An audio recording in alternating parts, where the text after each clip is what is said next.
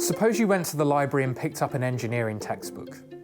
You opened it on a paragraph and you read this: the maximum theoretical speed of a perfect car is the speed of light.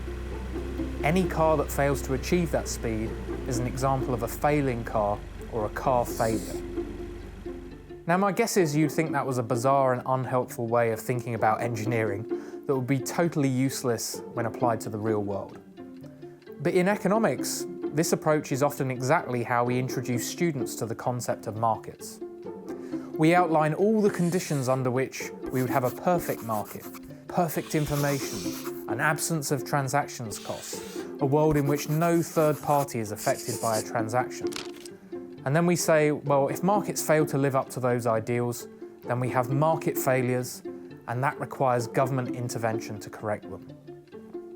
Now, it's certainly true some textbooks then go further, and they talk about government failure and why these interventions might not work in practice.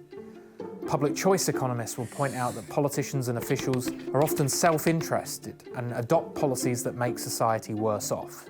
Government actions have unintended consequences that can sometimes lead to failures in other markets. And perhaps sometimes politicians or regulators are just simply bad at their jobs. But the truth is, holding both markets or government action to the standard of perfection is simply a dumb starting point.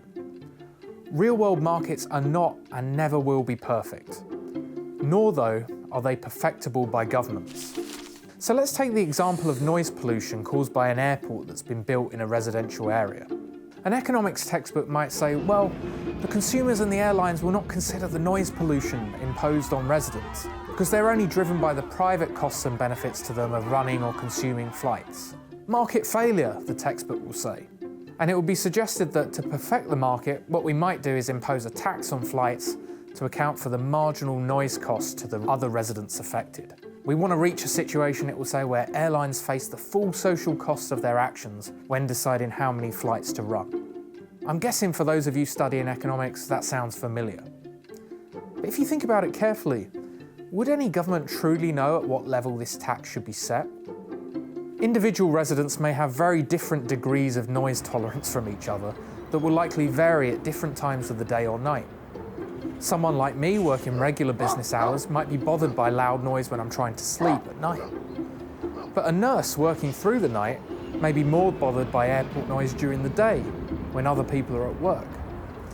In fact, some residents might even prefer the combination of having all the noise and having more flights because it brings other business to their area or gives them job opportunities in other ways. Now, it should be clear that the cost to society of this noise pollution is therefore incredibly difficult to pin down. We'd have to aggregate across the preferences of all individuals.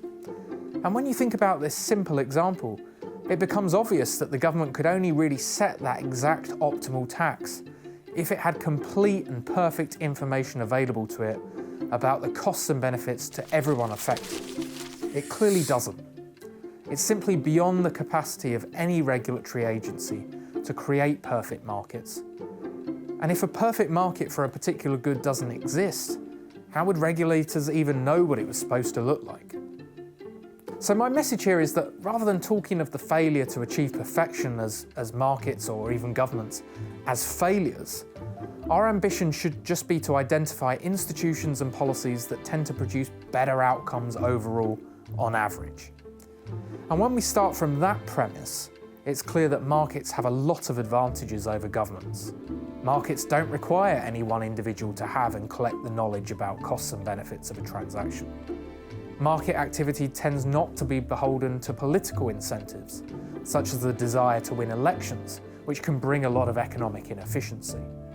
And crucially, markets allow entrepreneurial opportunities for businesses to enter the sector to try and solve widely perceived problems for customers. Now, are markets perfect? No, of course not. Can governments sometimes improve on market outcomes? Yes, there's instances where that's the case. But the point is simply pointing out the existence of some gap between real-world markets and a perfectly competitive market should not be enough for us to justify the government intervening.